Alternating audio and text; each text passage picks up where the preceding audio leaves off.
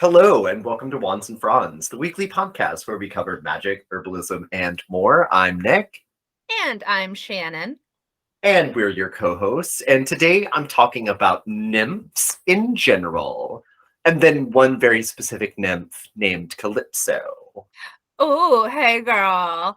Nymphomania. So I'm talking about a plant that is not super familiar to me because it doesn't enjoy warm winters. But it could also potentially, it's another candidate for the identity of the plant known as Moly in the Odyssey, Snowdrop. Very Ooh. British. I know they're not native to Britain, which we'll talk about, but snowdrops to me feel very British. Okay, I'm loving two connections to the Odyssey for this episode. Yeah, because this is our whoops, we did it again. Hi, even when we don't mean to be connected, things are. It's almost like two magical, intuitive people running a podcast. It's really incredible. But before we get into topics, Shannon, when did you feel the magic this week? Oh my God. Okay, guys. I started my new job this week. Monday was my first day. I'm working at a school, so I have to be up at the ass crack of dawn because my hours are like earlier in the day. But twice this week, I've managed to get my ass out the door for a run at 5 o'clock in the morning. But the best part about that is, as I'm finishing my run, the sun is coming up. And there is something that's just like so lovely about being outside, unobserved during sunrise that has really been like setting my day off on like a beautiful foot, even though I'm exhausted now. But I also just on a very like less, I don't know, I guess a less heady place. I also brought like a chunk of pyrite into the office because I'm still fundraising. So, extremes, whatever. Yeah, we're doing practical magic, and we're talking about the magic of liminal spaces. Yeah. And mine actually, so this morning, for no reason at all, my body woke me up at 8 a.m., which is early for me. I am a bartender by trade, slash sometimes a server. Um, and that typically means that I wake up at like noon almost Yeah. every day. Those are your Um, hours. So I woke up at 8 and I was like, okay, well, I'm kind of rested. I didn't stay up like as late as I usually do last night. So I literally was like up. It was still cool. There was still a little bit of like dew or leftover rain or whatever on the grass. And like, I was like, wow. And you could hear the birds singing. So Oh, we're loving mornings this Virgo season. I mean, how appropriate, honestly. Like, it feels right. Like, you know what I did? And this I feel like is especially Virgo season-y, was I went to the store and I got my little coffee. And I had enough of it to like do the stuff that I wanted to do today. And then I had the rest of it as my treat for finishing my little tasks. Aw, yeah, there's nothing better than giving yourself a little gift for doing the things on your to-do list. Oh, yes. Treat yourself, as they say. But we have to talk about nymphs. I was actually really excited to do the research for this episode because I did not know. And there are some that are just not on the list. Because I realized, like, looking at the pages and pages of all the different named nymphs, that there are some very specific and niche ones out there. So I kind of wanted to do more like categories, and talk about like a few that I just thought were cool. So we're not covering every single nymph because we would literally have to talk about like every mountain and rock and stream and Y'all, my we God. do not have that kind of time. Um, but all of that to say, I thought it would be kind of fun to talk about at the top of this section, though. And I'm so sorry for catching you unawares with the question, Shannon, but I will ask it and then answer it so you have some time to think about your answer. So, if you were a nymph, what do you think you would be the nymph of? And my answer to that question is I think I would be like the nymph of somewhere or something like beautiful and kind of sad. So I'm thinking like maybe a willow tree. Um, or like, when there's like a creek and all of the rocks in the bottom are very dark and it's like a goth creek. Yeah. I feel like that would be me. I am, and maybe this is just like my like gut reaction to this. But I love the idea of being like a fire nymph. I feel Mm-hmm. like in my bones, like I feel like I would be like the nymph of like a volcano because, and I think maybe it is just all that earth and fire in my chart, but I'm just like lava. I want to be a lava nymph specifically. There are nymphs that are like mountain nymphs, and I think for sure a volcano is a kind of mountain. Yeah, so I would be a volcano nymph. So excellent answer. But I do feel like any discussion of nymphs on Wands and Fronds has to mention one thing right off the bat. And it's just one of those things when I love doing this show, all these little synchronicities. But please add to the list of reasons that Wands and Fronds is an Artemisian cult was that Artemis was a huge proponent of nymphs. And when she like went off to become a huntress wizard and like take over the domain of being the goddess of the hunt, she literally went and lived in the woods with literally dozens of nymphs of various kinds. I believe it was 40 tree nymphs and like 20 river nymphs, or something like that. But it's a lot of nymphs. And I think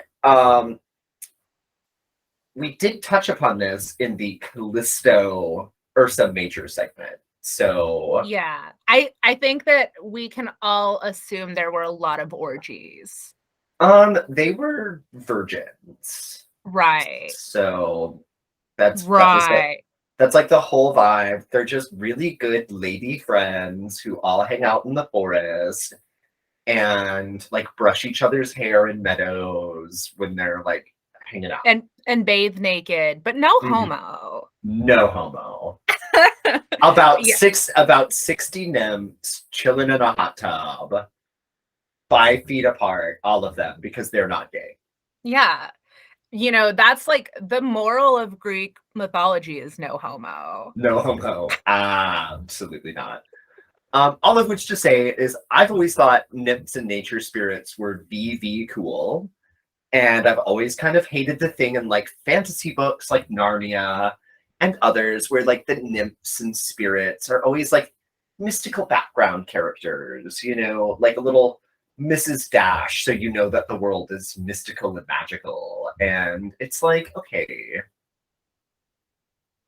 it's a cheap way out, first of all. But also, I mean, think about if the world was populated with all of these cool magical beings, like it would be really cool to get like a nymph for like a nature spirit main character moment.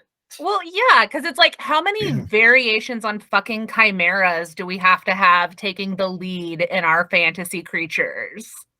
Right. But also, yeah, the more I find out about Artemis, the more I'm ready to just call it and say, I'm sold. Like, but back to the matter at hand, nymphs, and not the kind that are baby insects, because that was fun on Google. Oh, I bet. So what I thought might be kind of fun here would be to do a kind of nymph bestiary, or maybe, like a catalog of the different kinds of nymphs that are out there. And I think it's best to start out with broad strokes and introduce a couple of the larger categories of nymph. So naiads is, I think, a great place to start. These are the freshwater nymphs. And the name naiad means something like flowing one, they flow like water. We get it. Okay.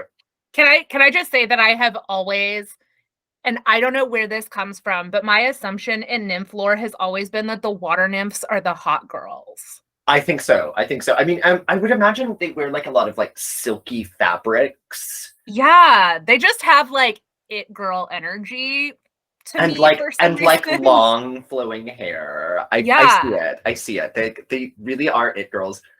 They're the ones that are all over the place. So they could be the spirits of rivers. Uh, oh my God. I'm gonna start here. So they could be the spirits of rivers, springs, lakes, fountains, waterfalls, on and on, etc., etc. So there are like subcategories under the general river naiads. So we have the Eleonome, or the nymphs of marshes, which I think big bog witch energy for the Eleonome. I love a bog witch moment. I think like a spooky bog witch that smells like peat moss. That Yeah. like that's kind of like what I would imagine for like my crone phase. Okay, so I'm into it. And then we have the Creniae, who oversee fountains, which these often had devoted local followings. So the offerings to which becomes the tradition of throwing a coin into a fountain for good luck. And I really have to stop here because I was obsessed with this concept as a child. And I do want to know if anyone else out there was obsessed with throwing coins into fountains and wells as a child. Okay. But on the other side of that, I need to know if there was anyone else whose like deepest wish was to fucking scoop that shit out. Because that was mine. Oh, I mean, they're two sides of the same coin. Pun definitely intended.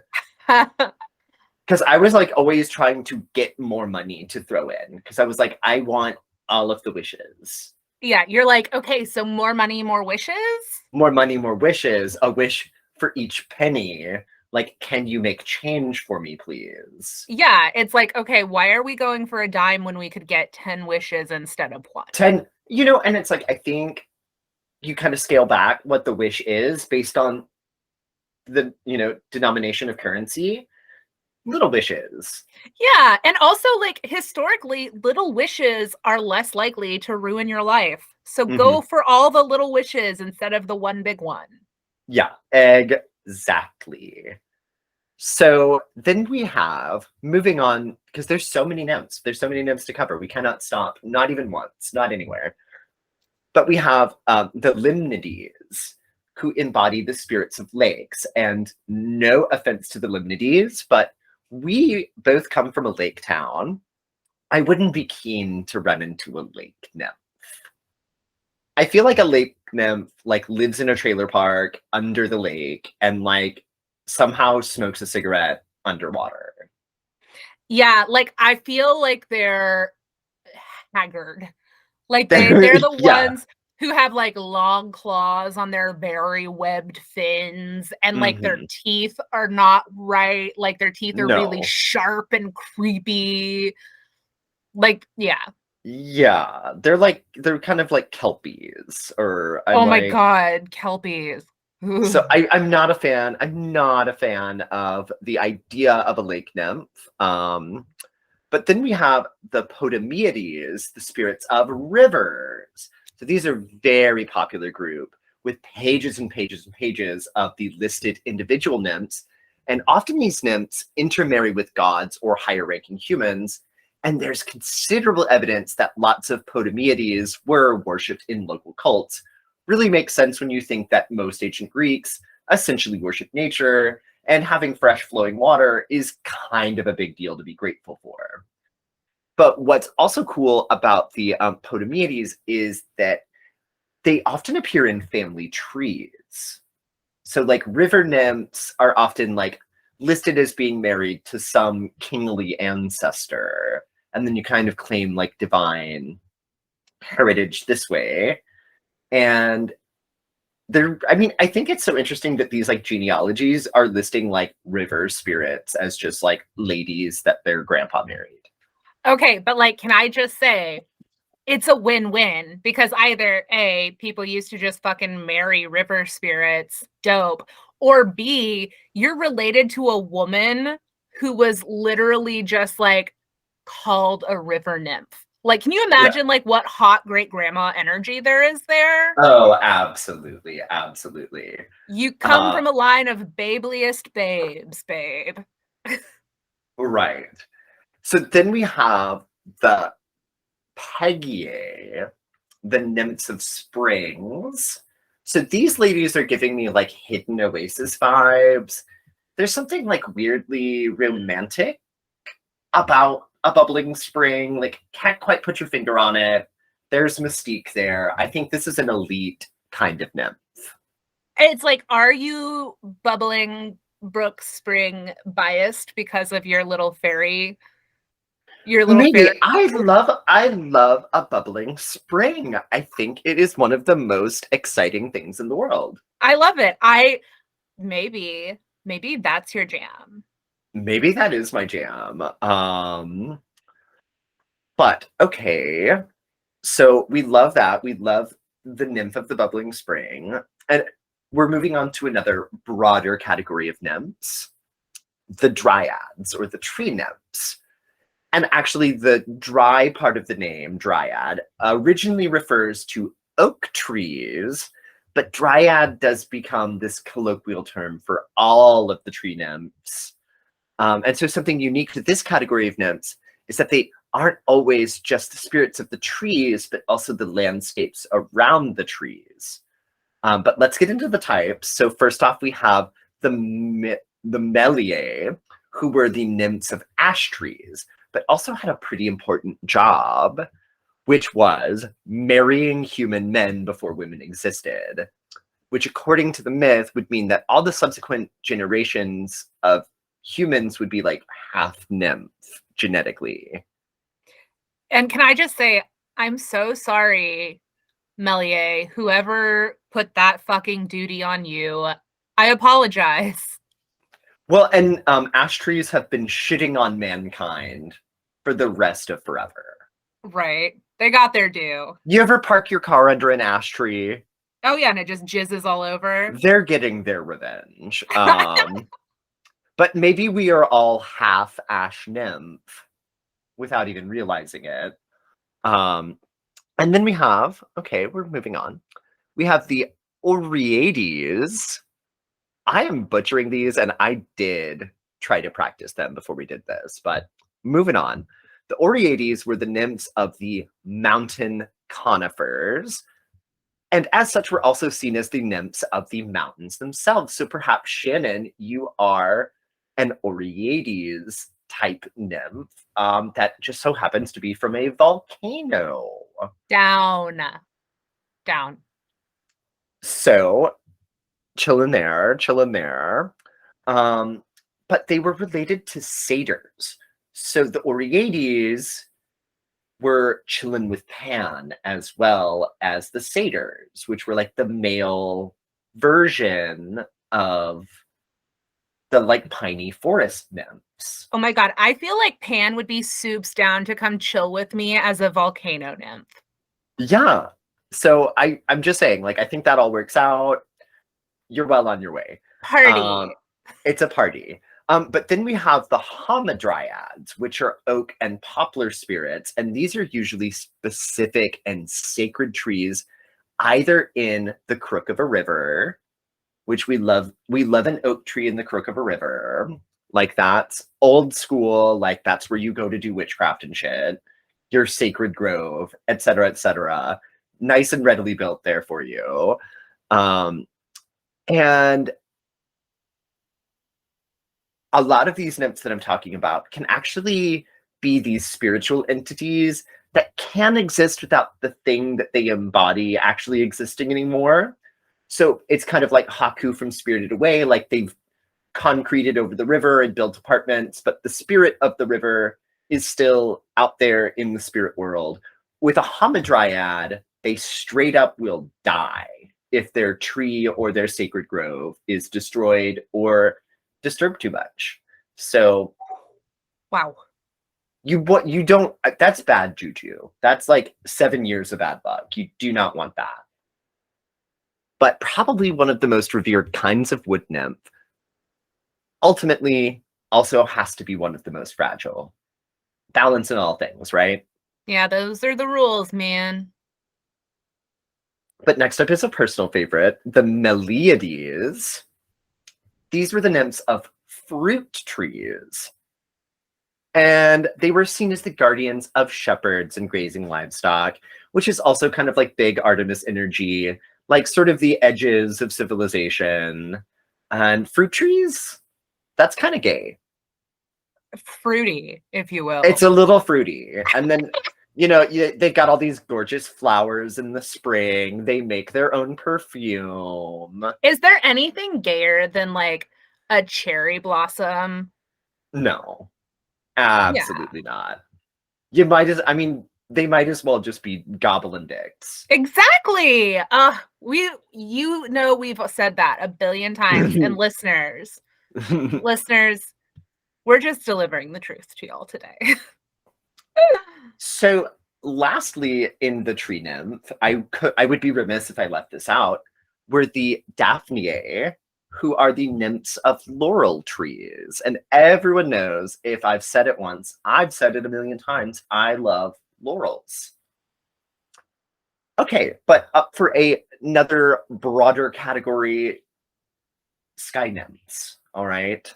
And I feel like this is a cool category of nymphs. So first up, we have the Orae, the nymphs of the breezes. Oh my god, so you've been fuxing with the Orae. Because like Absolutely. all of your magical moments for months, it seemed like, were about breezes. I love breezes. I feel like the Orae would be so chill. I feel like these would be the girlies out on like the quad, like having a little smoke circle, out in the sun, enjoying the Oh my breeze. god. Okay. They're such fucking Libras. They really are. Okay, and then we have, in a similar vein to that, chillness-wise, the Hesperides, the sunset nymphs. Like, That's dope. that's pretty dope. We also have the Asteriades, the star nymphs. So there's a lot, and several are daughters of Atlas, which is a little spoiler for my second topic. And I did just want to pop in here because when I saw Asteriades, it made me think of Paul Atreides from Dune. And I'm like, they are from another planet.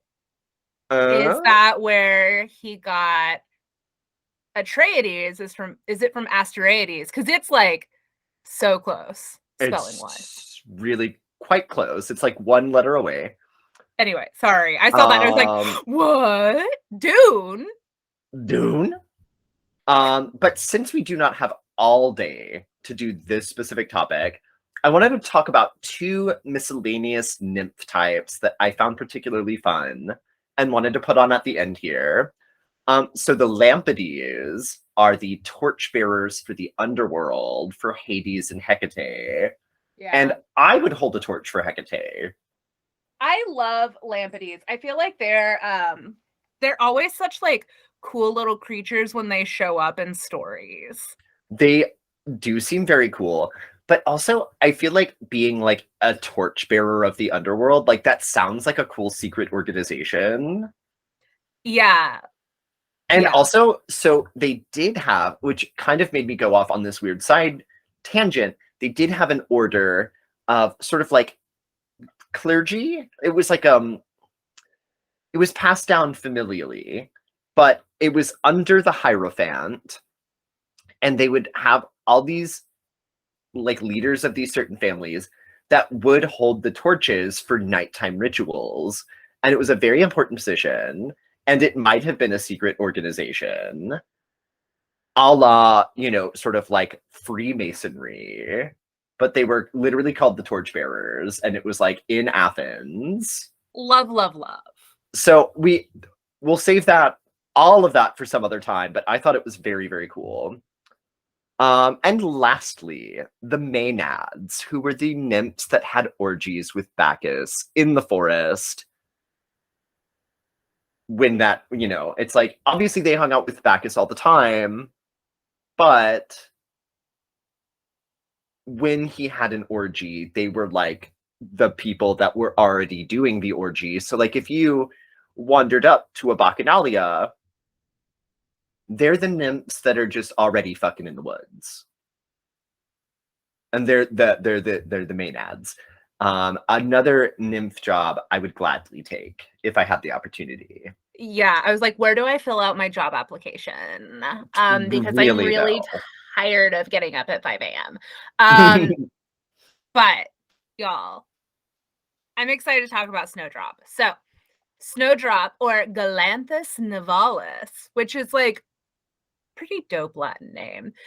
There are these really beautiful flowers. So they're the first bulbs to bloom in the springtime, hence the name Snowdrop. And for a long time, people kind of thought the way that they did that was by generating their own heat in the bulb, which would melt the snow so they could come up. But there's some debate back and forth about whether it's that or the sun. But I like to think that they're heating up the snow themselves. And they are native to Europe and the Middle East, but again, they're particularly popular in the UK. Like you can go on snowdrop tours. The UK loves bulbs. That's what we know. We know this to be true. So if you don't know what a snowdrop looks like, they have two linear leaves and like a single small white drooping flower. It's bell-shaped and it has 6 petal-like tepals and 2 like whorls or circles. They almost look they kind of look like hoods when they droop down. Don't they look kind of like bluebells? A little, yeah, a little for sure. And the smaller like inner petals on them have like green markings too. So the flowers are white and then they have these like little green markings on them. So you get like this pretty little pop. But all of the species, they grow from bulbs. So each bulb is going to produce like 2 to 3 narrow green leaves and then a single flower scape. So if you want them in your garden, plant dormant bulbs in the fall, and then you're going to put like a mulch of compost on it just to help like nourish the bulbs, because the bulbs are basically creating like energy stores for when they pop up later in the year. You can also plant them, they call it planting in the green, and you can do that like in the spring after flowering if that's more your speed. But I do have to point out it's recommended to wear gloves when you're planting them because some people get like rashy skin irritation from the bulbs. They do well, like if you're looking for a spot, they do well under like late leafing deciduous trees. So what you're wanting to find is a place where like sunlight can get to the snowdrop's leaves while they're growing in super early spring. Like you don't want to plant them near evergreens because there's going to be plenty of foliage and you need somewhere for sunlight to seep through. But because they come up so early, like they can be a good choice to plant around your deciduous trees. So you're not like, because you can't necessarily plant a lot of other stuff there because they're going to be shaded out. So you're going to plant bulbs like 2 to 3 inches deep, around 3 inches apart with the point side up. And once they're in the ground, you're going to want to water it well to like help settle the soil. And then as soon as you start seeing like the foliage appear, after that, like every 7 to 10 days, you're going to want to feed them with like a potassium rich fertilizer. And you just keep that up until the foliage yellows and wilts. You are going to want to make sure that your soil stays moist throughout the growing season. But like, obviously, these aren't swamp plants. And if they're coming up through snow, there's water there. So just like use your best judgment.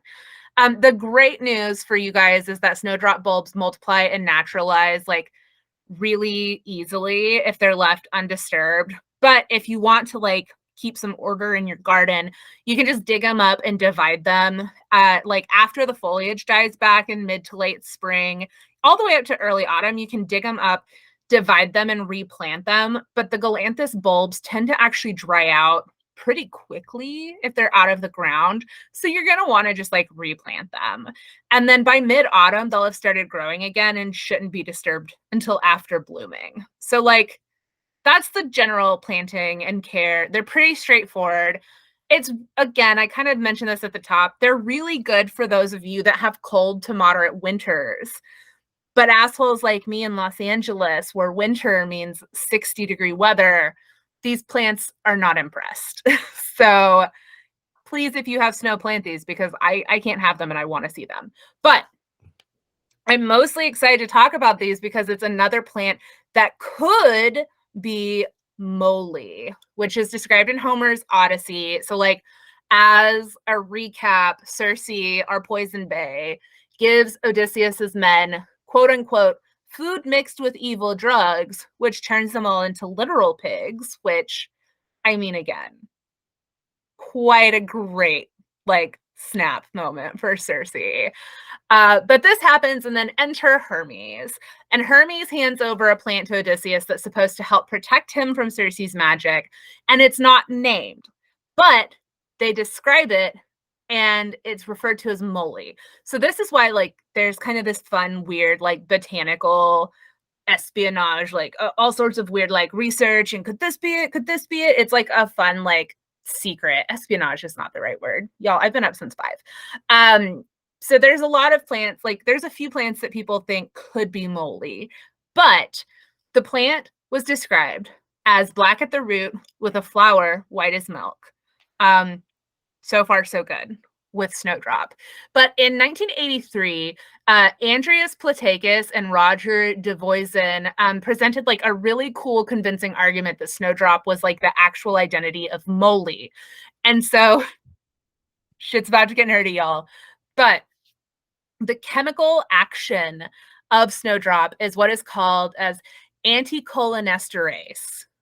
Anticholinesterase. I think that's right. No judgment from y'all. Okay.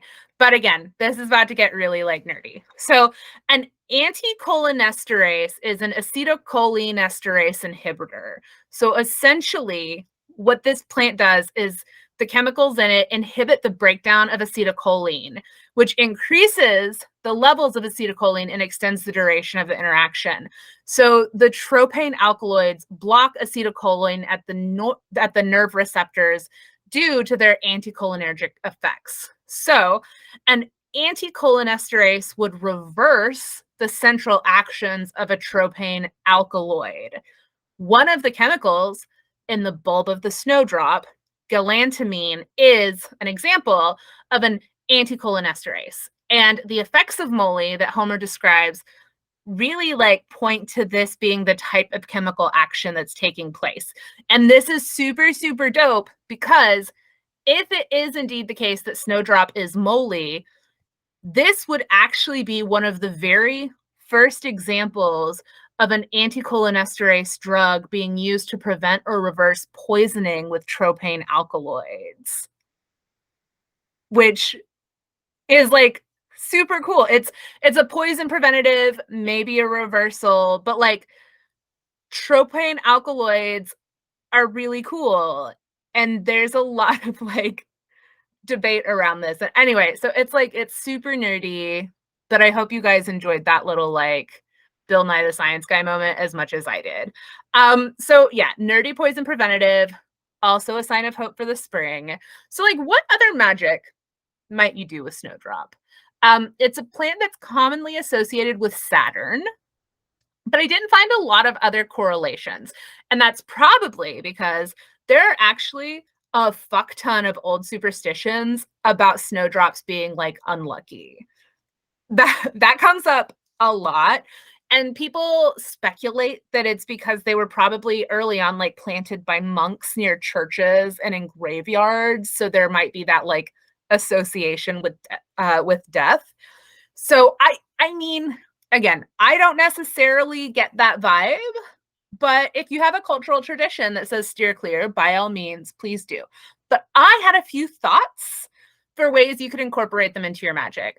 So of course, they're like beautiful little symbols of hope.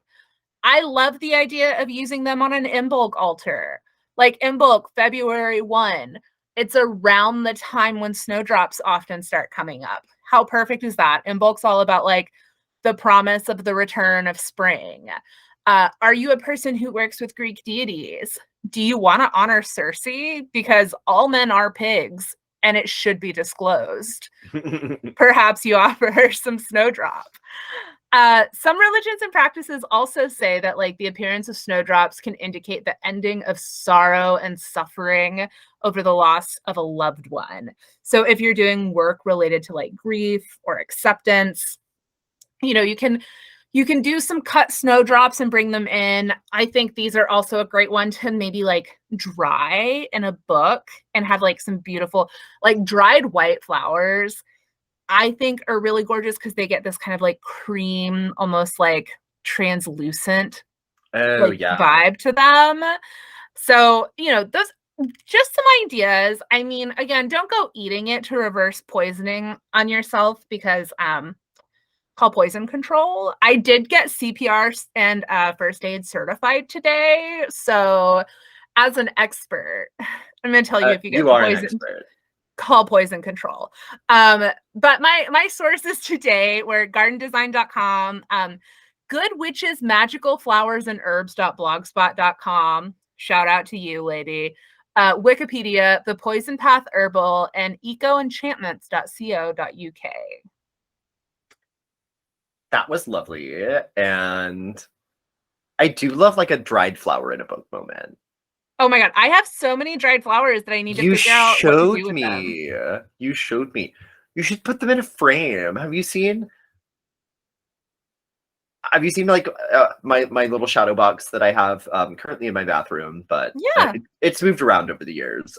Yeah. With like I take a couple of flowers out of every bouquet that I really like and just press the fresh ones onto the front. So it's multiple layers, and it's got ones that I had out for the holidays a couple times and just like different ones. And actually, I remember I went through because I had a lot of the first bouquet that an ex had given to me kind of towards the back. And I picked all of the ones that I for sure knew were from that bouquet out and burned them. Good.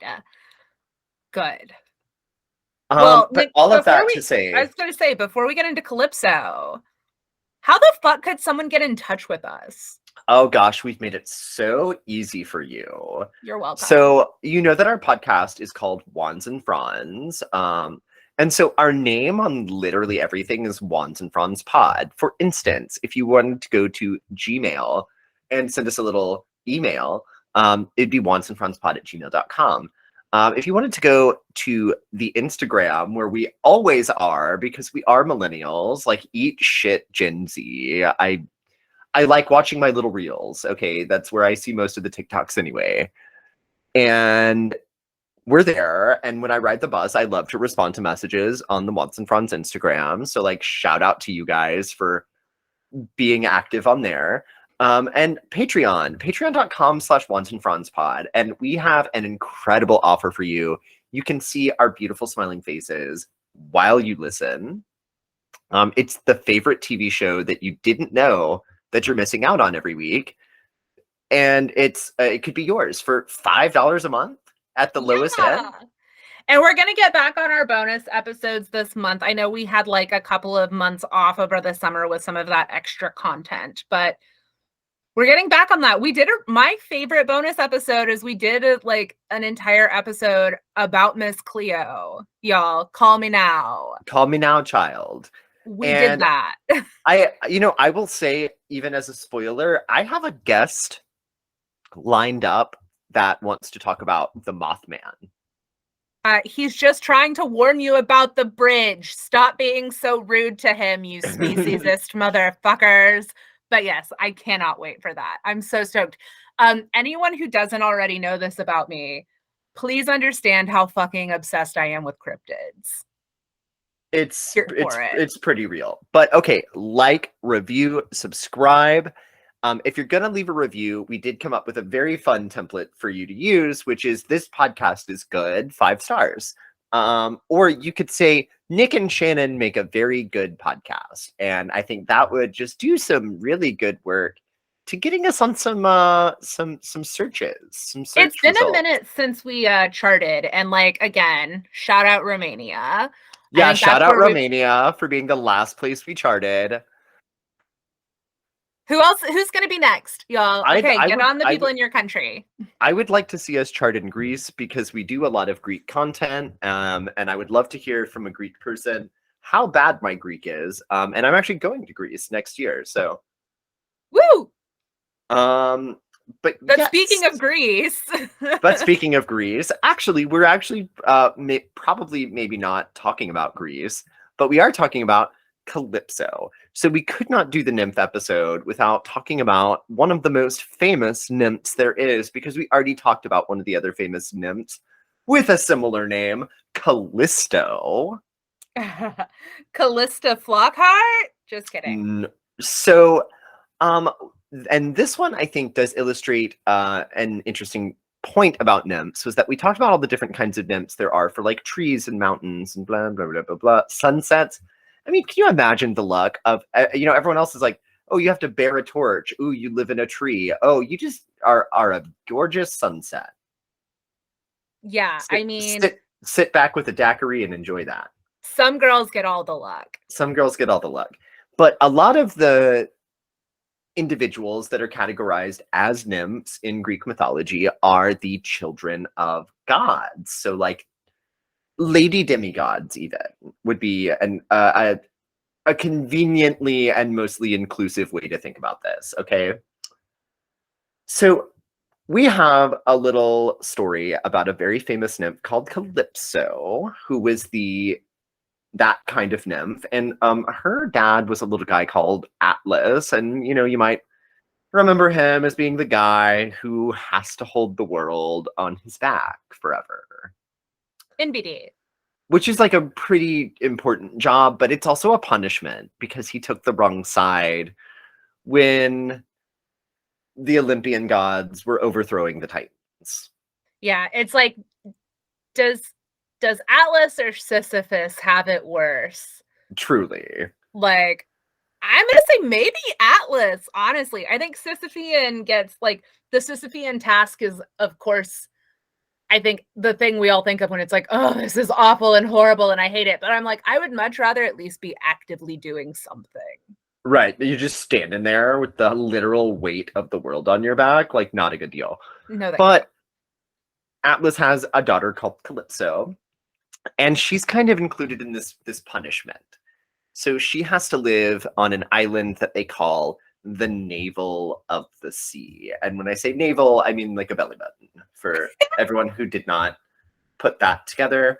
But yes, so, and this is from one of the greatest works of literature ever, the Odyssey, which is public domain as fuck, with some additional flavor and interpretation by my gay ass. So this should be like a fun little story time. So Calypso was literally minding her business on her island, right? The navel of the world, which actually, one little side note I will put here is that I read some stuff from like the 1st through 3rd centuries where they're like interpreting the Odyssey and then like interpreting the earlier versions of interpreting the Odyssey. And one person said that it was very fanciful that someone had initially said that the navel of the sea could be what was left over from Atlantis. Which I just think is I love myths about Atlantis, and that would put it out in the middle of the Atlantic Ocean. Okay, but also, like, can we talk about how your belly button is what's left over from your connection to your mother? Mm-hmm. So I'm like, the layers. There's a lot of layers. It's like, okay, onion, here we go. Let's get blooming. But so she's out there, she's on her island. Odysseus has had his army completely slayed by monsters in Italy and Sicily, and he is adrift at sea for 9 days, which I looked into it, and and this is like a terrible situation, like obviously give to aid and rescue and relief operations, because the refugee crisis in the Middle East going into Europe is an absolute human rights atrocity. But it is happening where the Odyssey took place, and apparently people on a raft or flotation device of some kind can cross the Mediterranean in a couple of days if they catch the right current. So all of which just say being adrift at sea for 9 days is a long time. That's like twice. Get there and back. Get there and back. And again, it really does depend on the currents. Not everywhere is like that, but you'd wash up somewhere. 9 days is a long time. There's a lot of Yeah. islands and shit out in the Mediterranean and the Ionian and the Aegean and oh my god, all of those seas that just look like one sea from space. So Oh my I God. really Nick is just showing off all of his sea knowledge I over just here. really think like that's the same water. Okay. Like you just drew arbitrary lines, or you were like, this side of the island is the Aegean Sea. This side of the island is the Ionian Sea. It's the Mediterranean Sea. Like, please stop. We have Google Maps now, okay. All of which to say, it might be out in the middle of the Atlantic Ocean. It might not be. Odysseus washes up on the shore of Calypso's island. She's minding her own business. She did not make this happen. But the great hero and international hottie, Odysseus, has washed up on her island where she lives alone. Okay. And this is where I think it kind of gets a bit of the flavor of old Greg. And so I could just imagine her being like, I like you. I want to hurt you. Oh my And God. or maybe being a little socially awkward. But, and this is one of those things that comes from like the later interpretations, he was on the island for 7 years. That part of the story remains in each sort of reincarnation. But the thing is in the original Odyssey, he's just like missing his wife, Penelope, the whole time. And he's just like, I want to go home, blah, blah, blah, blah. But really, he does end up getting seduced by Calypso because she spends the whole time singing and weaving beautiful tapestries, and she's like promising him immortality and giving him Baileys in a shoe. giving him Baileys in a shoe. And in some interpretations, they believe that Calypso and Odysseus are the fathers of these children whose name looks like Nautilus for some reason, both of them. I just really got tired of trying to pronounce Greek words, so we're like putting that off to the side, but they might have had kids together in those 7 years. I mean, 7 years is a long ass time. 7 years is a long ass time. And ultimately, but Calypso is painted as a villain in this story, and that's giving me like the Jezebel segment vibes as well, because it's like, what did she really do wrong? Like a hottie with a body washes up on her island. She makes him a cocktail. She's like, look at how good I am at weaving. Also, I could make you immortal. And we could just like live on the island together. And it could be, I don't know, like a good time. We'll go down to Bone Town. We'll go on down to Bone Town. And Odysseus goes to Bone Town, but ultimately he's like, I still might want to leave, you know. But he doesn't. And then, so Athena, who, for those of you who haven't read the Odyssey, Odysseus is like, Athena is his patron goddess. He's from Athens, so why the fuck wouldn't she be? But Athena does intervene at Mount Olympus on his behalf, and she's basically like, yeah, Odysseus was supposed to get home 7 years ago. Do we have like a pulse on this situation? Like, what's going on? Like, hey, I'm just doing a quick check-in. Can I get a progress update? Yeah, and then Zeus is like, okay, fine, like, oh, I guess he's like on some island with that. You remember that weird lady that we put on the island? And so they send Hermes, the messenger of the gods, and you know, you would think if they could just like send Hermes out to the navel of the world, they might just like bring Odysseus back and like send him through the back door to Athens. Oh my God, Hermes is never gonna do it the like straightforward way though, which is why I'm like, fucking Godspeed to any of you witches that work with Hermes. I'm just like, I would be sus. It would be incredibly sus. So he tells Calypso, like, hey, you're gonna have to like let this guy go. And she's like, fine. But I mean, he can like build his own boat or whatever. Like, there's some trees on the island. And so basically, like, this part that I'm telling happens a few years in, and it takes him the rest of the 7 years to, like, build his own boat. And she, like, deigns to help him sometimes, but ultimately she's like, I don't want my hot international boyfriend to leave my island where I've lived alone for since, that whole kerfuffle with the Titans. And can I just say, if it takes him multiple years to build a boat, clearly he's not rushing. Yeah. Yeah. And then again, they're going to Bone Town all the time. They have 2 kids. Like, can she really be blamed for being like, Oh, and that's kind of her response to Hermes is like, gods do shit like this all the time and then get insanely jealous when they see a lady gaslighting, gatekeeping, and girl bossing. yeah. But here we are. So I guess he can build his own boat. And we're still gonna fuck. That's what she said. That's a direct quote from the Odyssey, by the way. But we're still gonna fuck. But we're still gonna fuck. And but ultimately, he builds the boat and he leaves, and she's like heartbroken. And some interpretations say that she killed herself. And all of that to say, Calypso is a cool lady. And, I think she could have offered him freedom for his sweet, sweet hand in marriage. Yeah. And like, okay, let's not pretend that Odysseus is some like perfect catch when we all know notoriously bad at traveling. He cheated on his wife with Calypso. He has another family. And even though he missed his wife, he still cheated on her.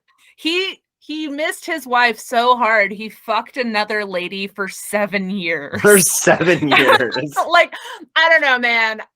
I don't know that you come back from that one.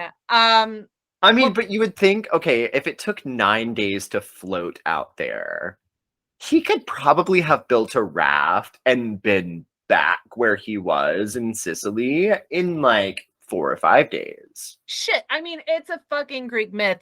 Bastard could have swum it. He could have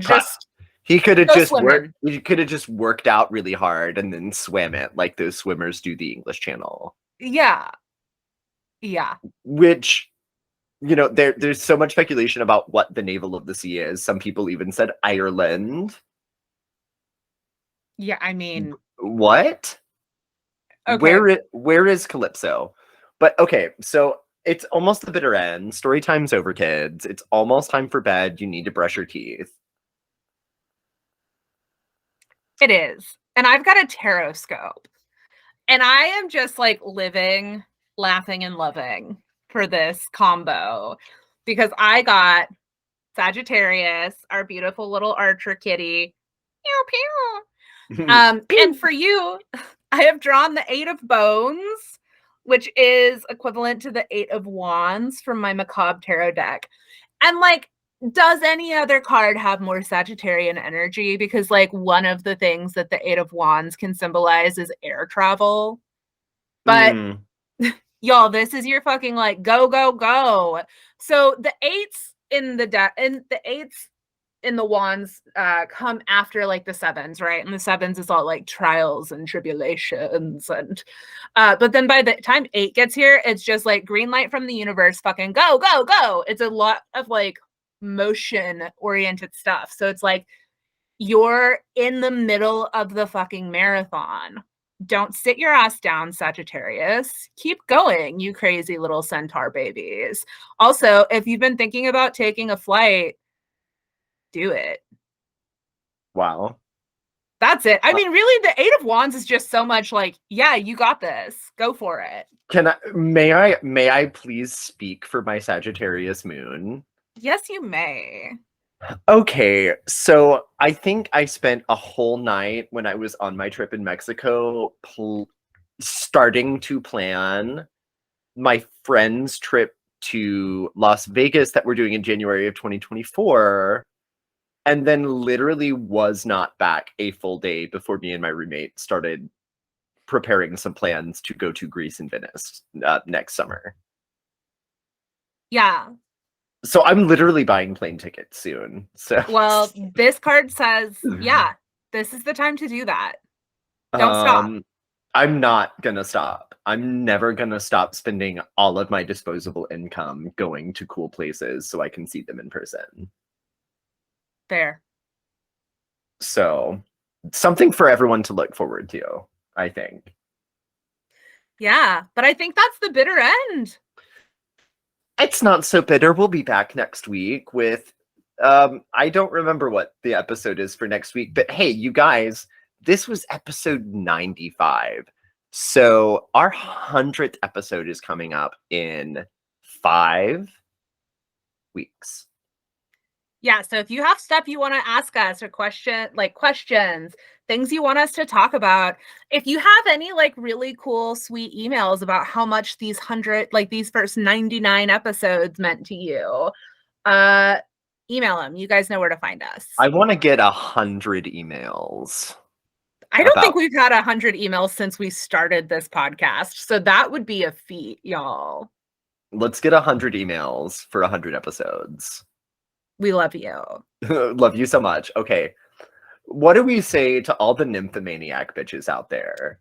Oh, to all of you nymphomaniac bitches. Blessed be bitches. Blessed be bitches. Goodbye. And we're still gonna fuck. We are still gonna fuck.